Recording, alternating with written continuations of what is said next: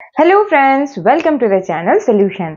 आज के इस वीडियो में हम आपको बताएंगे मास स्पेक्ट्रोमेट्री का सेकेंड पार्ट, जिसमें हम मास स्पेक्ट्रोमीटर का इंस्ट्रूमेंटेशन, वर्किंग और मास स्पेक्ट्रोमेट्री का क्या एप्लीकेशन होता है इसके बारे में। इससे पहले के पार्ट में हमने आपको बताया था मास स्पेक्ट्रोमेट्री का introductory part with its principle. आइए सबसे पहले जान लेते हैं ब्रीफ में कि मास स्पेक्ट्रोमेट्री होता क्या है।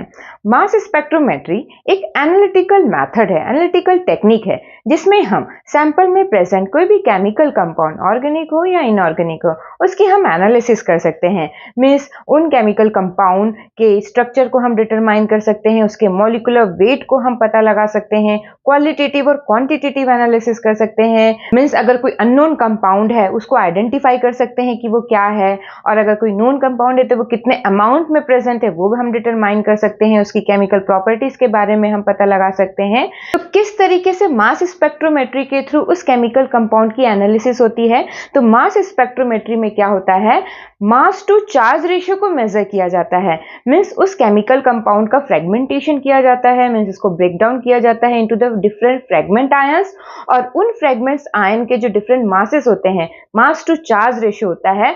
मास टू चार्ज रेशियो को मेजर करता है मास स्पेक्ट्रोमीटर, और उसी मास टू चार्ज रेशियो के बेसिस पे हम उन केमिकल कंपाउंड की एनालिसिस करते हैं। तो आइए इसको डिटेल में जानते हैं, मास स्पेक्ट्रोमीटर का इंस्ट्रूमेंटेशन और वर्किंग। तो जैसा हमने आपको बताया था, मास स्पेक्ट्रोमेट्री के लिए जो इंस्ट्रूमेंट यूज किया जाता है उसको हम मास स्पेक्ट्रोमीटर बोलते हैं। और इस मास स्पेक्ट्रोमीटर का क्या इंस्ट्रूमेंटेशन पार्ट होता है और वर्किंग होता है।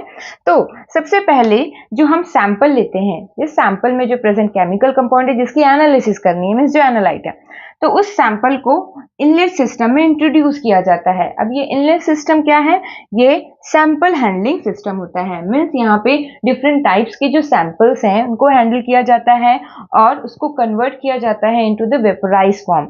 मीन्स मास स्पेक्ट्रोमीटर में जो सैंपल्स हैं वो वेपर फॉर्म में कन्वर्ट किया जाता है। उसके बाद इनलेट सिस्टम के बाद नेक्स्ट आते हैं आयन सोर्स, या इसको आयनाइजेशन चैम्बर बोलते हैं, जहां पे उस सैंपल में जो प्रेजेंट केमिकल कंपाउंड है वो फ्रेगमेंट्स में, मींस आयनिक फ्रेगमेंट्स में कन्वर्ट होते हैं, चार्ज पार्टिकल्स में कन्वर्ट होते हैं। That's why it is called ionisation chamber. और उसके बाद आयन सोर्स, और उसके बाद नेक्स्ट आते हैं मास एनालाइजर। यहाँ पे जो डिफरेंट उस केमिकल कंपाउंड के डिफरेंट जो आयनिक फ्रेगमेंट्स हैं अलग अलग मासेस के, तो वो जो डिफरेंट आयन फ्रेगमेंट्स हैं वो सेपरेट होते हैं according to their mass to charge ratio. और उसके बाद आयंस जो है सेपरेट होने के बाद आयन कलेक्शन सिस्टम, या कह सकते हैं डिटेक्टर में वो जाते हैं। मीन्स हर एक जो फ्रेगमेंटेड आयंस हैं वो डिटेक्टर में डिटेक्ट होते हैं, मीन्स आयन कलेक्शन सिस्टम में पहुंचते हैं और डिटेक्टर उनको डिटेक्ट करता है। और हर एक फ्रेगमेंट्स को डिटेक्ट करने के बाद जो डाटा है, नेक्स्ट आते हैं डाटा हैंडलिंग सिस्टम। मीन्स जो कंप्यूटर में वो डाटा हमको शो होगा in the form of graph, या कह सकते हैं मास स्पेक्ट्रम। ये आयन सोर्स, मास एनालाइजर और आयन कलेक्शन सिस्टम, डिटेक्टर, इसको वैक्यूम सिस्टम से कनेक्ट किया जाता है मास स्पेक्ट्रोमीटर को अच्छे से ऑपरेट करने के लिए। तो इसको हम डिटेल में यहाँ पे इस डायग्राम के थ्रू समझते हैं। तो जैसा हमने आपको बताया, सबसे पहला जो इसमें पार्ट होता है वो होता है सैंपल हैंडलिंग सिस्टम। सैंपल यहाँ पे हम रखते हैं। सैंपल मतलब यहाँ पे सॉलिड सैंपल हो सकता है, या लिक्विड सैंपल, या गैसियस सैंपल। तो सबसे पहले क्या किया जाता है, ये जो सैंपल मॉलिक्यूल है इसको वेपोराइज किया जाता है, मीन्स इसको वेपर फॉर्म में कन्वर्ट किया जाता है। इसी कारण से सैंपल हैंडलिंग सिस्टम बोला गया है। और सैंपल में प्रेजेंट जो केमिकल कंपाउंड है वो अभी क्या है, उसमें अभी कोई चार्जेस नहीं है, मीन्स वो न्यूट्रल कंपाउंड है।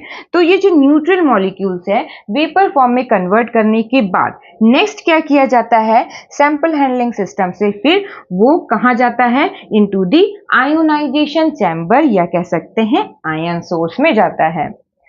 आयन सोर्स में जाने के बाद वहां पे क्या होता है, और ये जो आयन सोर्स में जो ये मॉलिक्यूल्स जो हैं वेपर फॉर्म में जो पहुंचते हैं वो कांस्टेंट रेट में उसको जो है फ्लो कराया जाता है। मीन्स कांस्टेंट रेट में वो आयोनाइजेशन चैम्बर में पहुंचते हैं। आयोनाइजेशन चैम्बर में पहुंचने के बाद आप यहाँ पे देख सकते हैं, यहाँ पे फिलामेंट है। ये जो फिलामेंट है, इस फिलामेंट के थ्रू जो हाई एनर्जी इलेक्ट्रॉन बीम है वो पास होता है। ये क्या है, ये जो आप देख रहे हैं रेड में जो लाइनिंग है, ये क्या है, ये इलेक्ट्रॉन बीम है। तो हाई एनर्जी इलेक्ट्रॉन बीम यहाँ से इस फिलामेंट से जनरेट होता है और यहाँ से ये जो स्ट्रीम है, ये क्या दिख रहा है, ये गैसियस स्ट्रीम है ऑफ दी सैंपल मॉलिक्यूल। ये गैसियस स्ट्रीम है, जैसा हमने आपको बताया था सैंपल्स को वेपोराइज किया जाता है, तो ये गैसियस सैंपल है, मींस वेपोराइज्ड फॉर्म में सैंपल है। तो इसका जो स्ट्रीम है जब वो पास होता है तो परपेंडिकुलर जो है ये इलेक्ट्रॉन बीम को, हाई एनर्जी इलेक्ट्रॉन बीम को उस मॉलिक्यूल में बम्बार्ड किया जाता है। बम्बार्ड करने से क्या होगा, हाई एनर्जी इलेक्ट्रॉन बीम जो है जब उस पर पड़ेगा उस मॉलिक्यूल पे, तो उस मॉलिक्यूल के आउटर मोस्ट जो शेल में जो इलेक्ट्रॉन है वो बाहर आ जाता है, इजेक्ट हो जाता है, मीन्स लॉस हो जाता है, जिससे वो जो मॉलिक्यूल है उसमें वो चार्ज मॉलिक्यूल्स मीन्स आयंस में कन्वर्ट हो जाता है। क्योंकि इसमें इलेक्ट्रॉन का लॉस हो रहा है, इसी कारण से क्या होता है, इसी कारण से जो है यहाँ पे +1 चार्ज आ जाता है। 2 इलेक्ट्रॉन क्योंकि एक इलेक्ट्रॉन जो बम्बार्ड हुआ वो भी बाहर आता है और प्लस एक इलेक्ट्रॉन जिसके आउटर मोस्ट शेल से निकला वो भी बाहर आया। तो इस तरीके से जो न्यूट्रल मॉलिक्यूल है वो चार्ज मॉलिक्यूल में मीन्स आयंस में कन्वर्ट हो जाता है, पॉजिटिव आयंस में कन्वर्ट हो जाता है। तो आप ये देख सकते हैं हाई एनर्जी इलेक्ट्रॉन बीम यहाँ पे जो है जो मॉलिक्यूल का जो गैसियस स्ट्रीम है उस पर हीट हो रहा है और जो मॉलिक्यूल्स हैं वो आयंस में कन्वर्ट हो रहा है। तो फर्स्ट यहाँ पे क्या होता है, आयोनाइजेशन चैम्बर में आयोनाइजेशन प्रोसेस होता है, इसको हम आयन सोर्स बोलते हैं क्योंकि यहाँ पे ही आयंस जो है जनरेट होते हैं। तो इस फिलामेंट से जो इलेक्ट्रॉन बीम जो पास होता है, हाई एनर्जी इलेक्ट्रॉन बीम जो पास होता है, तो वो लगभग कितने वोल्ट का होता है, 70 वोल्ट का होता है, जो कि सफिशिएंट होता है, मीन्स इसमें सफिशिएंट एनर्जी होता है ताकि वो जो मॉलिक्यूल्स के जो बॉन्ड्स होते हैं उसको ब्रेक करके उस मॉलिक्यूल्स को तोड़ता है into the different fragmented ions. उस मॉलिक्यूल के जो फ्रेगमेंटेड आयंस बने हैं वो उनकी स्पीड कम होती है, तो उसके स्पीड को बढ़ाने के लिए उसको एसिलरेट किया जाता है। किस तरीके से एसिलरेट करते हैं, तो आप यहाँ पे देख सकते हैं, ये जो देख रहे हैं ये जस्ट इस इलेक्ट्रॉन जो बीम है उसके बिहाइंड आप देख सकते हैं इसके इधर पॉजिटिवली चार्ज रिपेलर प्लेट रखा रहता है। ये रिपेलर प्लेट क्या होता है, ये पॉजिटिवली चार्ज होता है। तो ये जो प्लेट है, तो यहाँ पे जो डिफरेंट फ्रेगमेंटेड आयन बने हैं of positive charge means positive charge particle जो है, क्योंकि ये भी जो प्लेट है ये क्या है, ये भी पॉजिटिवली चार्ज है, तो क्या होगा, वो जो डिफरेंट जो फ्रेगमेंटेड आयंस हैं पॉजिटिवली चार्ज, वो क्या होंगे, वो रिपेल होंगे, वो हाईली रिपेल होंगे, क्योंकि यहाँ पे क्या है, पॉजिटिवली चार्ज रिपेलर प्लेट है। तो पॉजिटिव क्या करते हैं, वो रिपेल होते हैं। तो जो पॉजिटिव आयंस हैं इस प्लेट से रिपेल होंगे विद हाई स्पीड और किधर मूव करेंगे, टूवर्ड्स दी एनालाइजर, या कह सकते हैं टूवर्ड्स दी मास एनालाइजर। और इधर आप देख सकते हैं इधर नेगेटिव प्लेट है, तो जो पॉजिटिव आयन है वो नेगेटिव की ओर अट्रैक्ट होंगे और पॉजिटिव से रिपेल होंगे। तो इस तरीके से क्या होते हैं, ये देखो दोनों देख सकते हैं यहाँ पे नेगेटिवली चार्ज एसिलरेटेड प्लेट्स हैं, ये स्लीट्स हैं, और इन दोनों प्लेट्स के बीच में मतलब इलेक्ट्रोस्टैटिक जो स्लीट्स हैं इसमें इलेक्ट्रिक फील्ड अप्लाई किया जाता है। तो इस इलेक्ट्रिक फील्ड की मदद से हम क्या करते हैं, हम उन आयंस को, पॉजिटिव आयंस को एसिलरेट करते हैं, उसकी स्पीड को बढ़ाते हैं ताकि वो जो है वो फास्ट मूव करे towards the mass analyser, towards the magnetic field. तो इलेक्ट्रिक फील्ड की मदद से हम क्या करते हैं, उन फ्रेगमेंटेड आयंस को हम एसिलरेट करते हैं। तो ये क्या हुआ, ये आयन एसिलरेटिंग रीजन हुआ। मीन्स सेकेंड स्टेप क्या हुआ, आयोनाइजेशन के बाद next acceleration. Electrostatic accelerating system means with the help of electric field we accelerate the fragmented ions of that original molecules. अब क्या होता है, जो आयंस जो है एक्सिलरेट हुए हैं, जो पॉजिटिव आयन जो बीम है, एक्सिलरेटेड बीम, ये किधर जाते हैं, टूवर्ड्स दी मैग्नेटिक फील्ड की तरफ जाते हैं। अब यहाँ पे आप देख सकते हैं to the vacuum pump means जितने भी उस मॉलिक्यूल के जो फ्रेगमेंट्स, वो न्यूट्रल है या न्यूट्रल जो फ्रेगमेंट्स है या जो नेगेटिव आयंस है वो वैक्यूम के थ्रू बाहर हो जाता है, और जितने भी फ्रेगमेंटेड पॉजिटिव आयंस हैं वो जो है कहा जाता है, वो मास एनालाइजर ट्यूब की तरफ जाता है। तो आप यहाँ पे देख सकते हैं मैग्नेट लगा हुआ रहता है for the magnetic field means magnetic field generate करने के लिए यहाँ पे मैग्नेट्स लगे हुए हैं। और ये जो क्या देख रहे हैं, ये जो ट्यूब है ये मास एनालाइजर ट्यूब है। तो इसी मास एनालाइजर ट्यूब में क्या होता है, जो आयंस जो अभी पूरा स्ट्रेट लाइन में जो है वो फ्लो कर रहे थे। अब वो जैसे ही मैग्नेटिक फील्ड जब अप्लाई किया जाता है, जब मैग्नेटिक फील्ड में पहुंचते हैं, तो सभी आयंस जो हैं वो आप देख सकते हैं कर्व पाथ ले लिए हैं। जो स्ट्रेट थे मूव कर रहे थे, अभी वो कर्व हो गए हैं, मीन्स इस तरीके से जो है बेंड हो गए। और जो डिफरेंट जो आयंस हैं, जो फ्रेगमेंटेड आयंस हैं, जिनके मास अलग अलग हैं, तो अलग अलग मास के जो फ्रेगमेंट्स हैं वो अलग अलग तरीके से बैंड होते हैं। मींस जिस रेडियस में वो कर्व पाथ ले रहे हैं वो उनका अलग अलग होता है। जैसे कि आप यहाँ पे देख सकते हैं, यहाँ से स्ट्रेट लाइन था, जैसे ही मैग्नेटिक फील्ड में लाया तो सभी जो फ्रेगमेंट्स हैं वो जो है सेपरेट हो गए। इसी कारण से लिखा हुआ है ion separates in the mass analyzer tube, ion separate। तो थर्ड स्टेप क्या होता है? डिफ्लेक्शन। मीन्स जो आयन बीम जो है वो जो स्ट्रेट मूव कर रहे हैं वो डिफ्लेक्ट होते हैं इन द मैग्नेटिक फील्ड, और क्या होते हैं, आयंस जो है अपने अपने मास के according, means different fragment ions हैं, डिफरेंट डिफरेंट मास के जो होते हैं वो अलग अलग तरीके से डिफ्लेक्ट होते हैं और सेपरेट होते हैं। ये आप देख सकते हैं, ये डिफरेंट जो यहाँ पे डिफ्लेक्शन हुआ है, डिफरेंट जो पॉजिटिव चार्ज्ड आयन है वो डिफ्लेक्ट होते हैं according to the mass to charge ratio. Mass to charge ratio क्या होता है, इसको हमने इससे पहले के वीडियो में बताया था। जैसे मान लो कि कोई फ्रेगमेंट है CH3+, तो इसका मास टू चार्ज रेशियो क्या हो गया, कार्बन का मॉलिक्यूलर मास होता है 12 प्लस हाइड्रोजन का 1, तो 3 हाइड्रोजन का 3, तो ये क्या हो गया 15। ये हो गया इसका मॉलिक्यूलर मास। और उसके बाद नेक्स्ट आते हैं, चार्ज कितना है +1, तो 1 हुआ, तो 15। तो इस CH3+ आयन फ्रेगमेंट है, इसका मास टू चार्ज रेशियो क्या हुआ 15।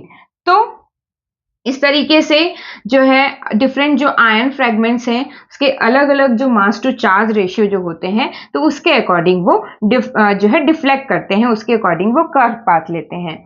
जो हैवीएस्ट आयन होता है, हैवीएस्ट आयन मतलब कि जो फ्रेगमेंटेड आयन का जो मास सबसे ज्यादा होता है वो सबसे कम डिफ्लेक्ट करता है। आप देख सकते हैं इस आयन का, जैसे हमने यहाँ पे लिखा हुआ A+ आयन, तो ये जो है हैवीएस्ट आयन है, इसी कारण से इसका जो रेडियस ऑफ कर्वेचर है वो सबसे ज्यादा है। और ये जो आप देख रहे हैं ये वाला जो आयन है, हमने यहाँ पे लिखा है X+ आयन, जो फ्रेगमेंट आयन है उस मॉलिक्यूल का, ये लाइटेस्ट आयन है, सबसे जो है सबसे कम मास का ये आयन है, फ्रेगमेंटेड आयन है। इसी कारण से ये जो है बहुत ज्यादा डिफ्लेक्ट किया, मीन्स इसका जो रेडियस ऑफ कर्वेचर है वो सबसे कम है। तो इसी तरीके से जो है A+ पॉजिटिव आयन जो हैवीएस्ट आयन है उससे कम जो हैवी है उसका नेक्स्ट वो डिफ्लेक्ट किया, मीन्स का उसका रेडियस ऑफ कर्वेचर उससे कम है। और कंपैरेटिवली उसके बाद नेक्स्ट जो आयन है Y+, इस जो है इस Z के कंपैरिजन में इसका जो मास से और कम है, इसी कारण से उसका जो डिफ्लेक्शन जो है से थोड़ा ज्यादा हुआ, मतलब रेडियस ऑफ जो कर्वेचर है वो जो है कम है। और जैसा हमने आपको बताया था ये जो है X+ आयन जो सबसे आखिरी में है, लाइटेस्ट आयन है, तो उसका जो रेडियस ऑफ कर्वेचर है वो सबसे कम है। तो इस तरीके से जो रेडियस ऑफ कर्वेचर है वो डिपेंड करता है मासेस ऑफ द आयन। तो फ्रेगमेंटेड आयन सबसे हैवी जो आयन होता है उसका रेडियस ऑफ कर्वेचर सबसे ज्यादा होता है, सबसे हल्का जो आयन होता है लाइटेस्ट आयन, उसका रेडियस ऑफ कर्वेचर आप देख सकते हो सबसे कम होता है। तो अलग अलग रेडियस ऑफ कर्वेचर होने की वजह से अलग अलग तरीके से वो क्या होते हैं, सेपरेट होते हैं, कर्व पाथ लेते हैं। और एक एक करके फिर आप यहाँ पे देख सकते हैं ये क्या है, ये आयन एग्जिट्स लिखित, यहाँ से आयंस जो है एग्जिट होते हैं और कहाँ पे पड़ते हैं, आयन कलेक्टर। आयन कलेक्टर जैसे कि नाम है, यहाँ पे फ्रेगमेंटेड आयंस हैं अलग अलग मासेस के, वो एक एक करके फिर क्या होते हैं, डिटेक्टर पे डिटेक्ट होते हैं, हिट करते हैं डिटेक्टर पे और डिटेक्टर उनको डिटेक्ट करता है, इसलिए यहाँ पे लिखा है हमने डिटेक्शन। तो डिटेक्ट होने के बाद हर एक फ्रेगमेंट जो है मास टू चार्ज रेशियो के अकॉर्डिंग डिटेक्ट होता है और इस तरीके से रिकॉर्डर में रिकॉर्ड होता है, डाटा हैंडलिंग सिस्टम है। और इस तरीके से हमको क्या दिखेगा, कंप्यूटर में जो रिकॉर्डर है कंप्यूटर में हमको इस तरीके से ग्राफ दिखेगा, ग्राफ जिसको हम मास स्पेक्ट्रम बोलते हैं। ये मास स्पेक्ट्रम जो है एक्स एक्सिस में, जैसे इससे लास्ट वीडियो में हमने डिटेल में बताया था मास स्पेक्ट्रम के बारे में, तो मास स्पेक्ट्रम में क्या दिखेगा आपको, एक्स एक्सिस में क्या होता है m/z, या कह सकते हैं m/e, means mass to charge ratio होता है। और वाई एक्सिस में रिलेटिव अबेंडेंस या कह सकते हैं रिलेटिव इंटेंसिटी होती है, means percentage of the abundance, means कितने परसेंटेज में, कितने अमाउंट में वो पर्टिकुलर फ्रेगमेंट आयन प्रेजेंट है, उसके अकॉर्डिंग जो है डिफरेंट जो पिक्स होते हैं उसकी हाइट होती है। तो आप यहाँ पे देख सकते हैं जो x plus Y plus Z plus A plus ion है, तो यहाँ पे x प्लस आयन सबसे लाइटेस्ट आयन है, तो m बाय जेड का जो रेशियो है वो इधर इंक्रीजिंग ऑर्डर में है। तो a सबसे हैवीएस्ट आयन था, तो इसका जो पिक आया है वो सबसे इधर आया है। जैसे मान लो यहाँ पे x प्लस का जो पिक आया है, इस फ्रेगमेंट का जो पिक आया है वो 15 पे आया है। y प्लस का जो आया है पिक वो मान लो 25 पे आया है। Z प्लस का मान लो पिक आया है, मतलब पिक आया है कहाँ पे, कौन से वैल्यू पे, m बाय जेड वैल्यू पे, मान लो कि 31 पे आया है। और A प्लस का जो है वैल्यू मान लो आया है 46 पे आया है। इस 46 m बाय जेड पे हमको एक पिक दिख रहा है, मतलब कि जो इसमें एक फ्रेगमेंट है उस मॉलिक्यूल का ब्रेकडाउन होने के जो बना, तो वो फ्रेगमेंट आयन का जो m बाय जेड वैल्यू है कितना है 46। हमको 31 पे एक पिक दिख रहा है, इस मतलब उसमें एक जो फ्रेगमेंट था उस मॉलिक्यूल का फ्रेगमेंट, उसका m बाय जेड रेशियो कितना है 31, इसी कारण 31 पे हमको दिखा। नेक्स्ट जो फ्रेगमेंट y प्लस था उसका m बाय जेड कितना है 25 है, तो इसी कारण से 25 पे हमको एक पिक दिखा। और जो 15 पे हमको एक पिक दिख रहा है, मिलसे एक जो फ्रेगमेंटेड आयन है उसका मास टू चार्ज रेशियो क्या है 15 है। और ये जो हाइट दिख रहा है आपको डिफरेंट पिक्स का, वो जो है डिपेंड करता है वो स्पेसिफिक जो फ्रेगमेंट्स है वो कितना अबेंडेंट है, मतलब उसकी इंटेंसिटी क्या है, कितने अमाउंट में, कितने परसेंटेज में वो प्रेजेंट है। और उसको कैसे कैलकुलेट किया जाता है, जो सबसे इंटेंस पिक होता है, इंटेंस पिक मतलब कि जिसका रिलेटिव अबेंडेंस जो है, जिसकी इंटेंसिटी सबसे ज्यादा होती है, जैसे कि यहाँ पे जेड प्लस आयन की इंटेंसिटी सबसे ज्यादा है, तो इसको बेस आयन पिक बोलते हैं और इसको 100% अबेंडेंस कहा जाता है। और इसी बेस आयन पिक की इंटेंसिटी या अबेंडेंस के अकॉर्डिंग जितने भी सभी आयंस हैं उसके परसेंटेज अबेंडेंस को कैलकुलेट किया जाता है। तो इस तरीके से मास स्पेक्ट्रोमीटर से मास टू चार्ज रेशियो के अकॉर्डिंग जो है, means mass to charge ratio measure होता है और उसके अकॉर्डिंग हमको स्पेसिफिक जो है फ्रेगमेंटेशन पैटर्न दिखता है हमको मास स्पेक्ट्रम में उस मॉलिक्यूल का, और उसके अकॉर्डिंग हम उस सैंपल में प्रेजेंट मॉलिक्यूल की एनालिसिस करते हैं। इस तरीके से हमारा जो मास स्पेक्ट्रोमीटर है वो काम करता है। यहाँ पे हमने लिखा हुआ मास एनालाइजर। मास एनालाइजर में क्या होता है, आयंस का सेपरेशन होता है according to the mass to charge. तो डिफरेंट टाइप्स के मास एनालाइजर यूज किए जाते हैं, जैसे कि मैग्नेटिक डिफ्लेक्शन और सेक्टर मास एनालाइजर, या क्वाड्रुपोल मास एनालाइजर, या time of flight mass analyser. Next आते हैं डिफरेंट टाइप्स के जो डिटेक्टर या कह सकते हैं आयन कलेक्टर जो होते हैं, जो कि डिफरेंट जो फ्रेगमेंटेड आयंस है उसको मास टू चार्ज रेशियो के अकॉर्डिंग डिटेक्ट करता है। तो जो डिटेक्टर है means ion collector different types के होते यूज किए जाते हैं, जैसे कि Faraday cup collector, electron multiplier जो कि बहुत ही कॉमनली यूज किया जाता है, एंड फोटोग्राफिक प्लेट जो है। तो ये इस तरीके के जो है डिफरेंट आयन कलेक्टर जो है डिफरेंट टाइप्स के यूज किए जाते हैं। और यहाँ पे डिफरेंट टाइप्स के जो है आयोनाइजेशन मेथड्स होते हैं, जिसमें कि इलेक्ट्रॉन इम्पैक्ट आयोनाइजेशन मेथड ये बहुत ही कॉमनली और वेल डेवलप्ड मेथड है, जिसमें कि क्या किया जाता है, जिसमें कि इलेक्ट्रॉन गन यूज किया जाता है और उस इलेक्ट्रॉन गन से हाई एनर्जी इलेक्ट्रॉन बीम जो है पास होता है।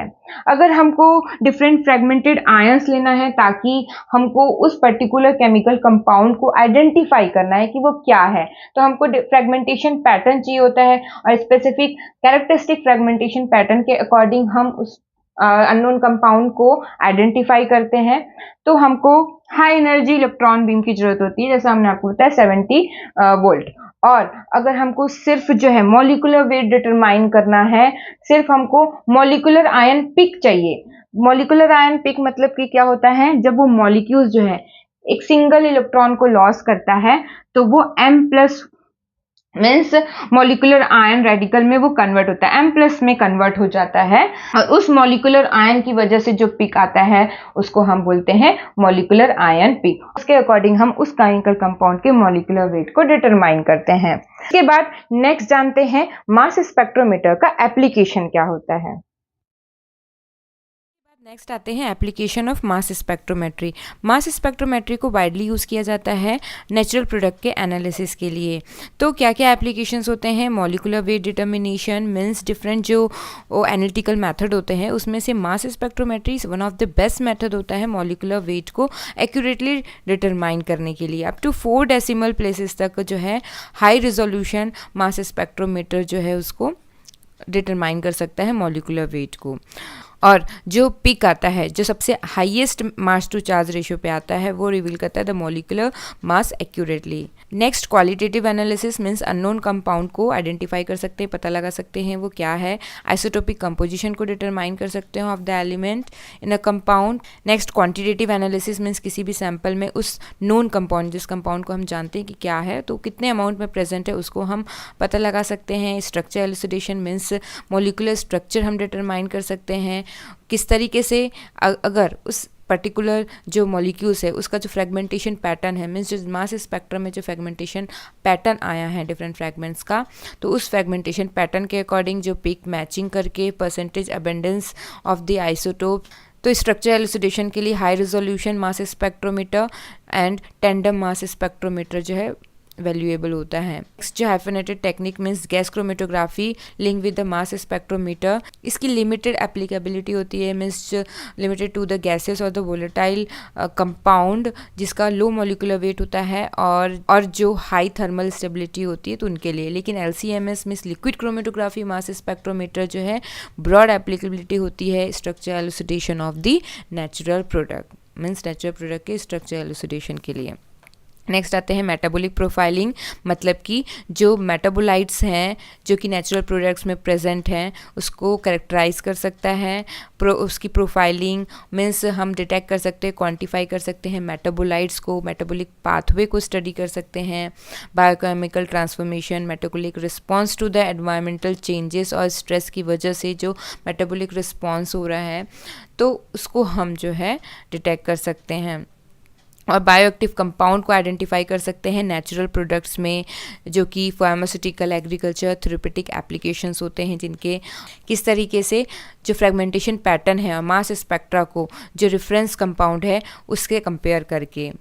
इसके बाद नेक्स्ट है quality control and authentication. Different natural products की क्वालिटी कंट्रोल और उसको ऑथेंटिकेट करने के लिए भी हम मास स्पेक्ट्रोमीटर यूज़ करते हैं, और including herbal medicine, dietary supplements और बॉटनिकल एक्सट्रैक्ट के क्वालिटी कंट्रोल और ऑथेंटिकेशन के लिए भी। मीन्स मास स्पेक्ट्रोमीटर से हम वेरीफाई कर सकते हैं उसकी आइडेंटिटी, उसकी प्यूरिटी चेक कर सकते हैं और उस नेचुरल प्रोडक्ट्स का क्या कंपोजिशन है।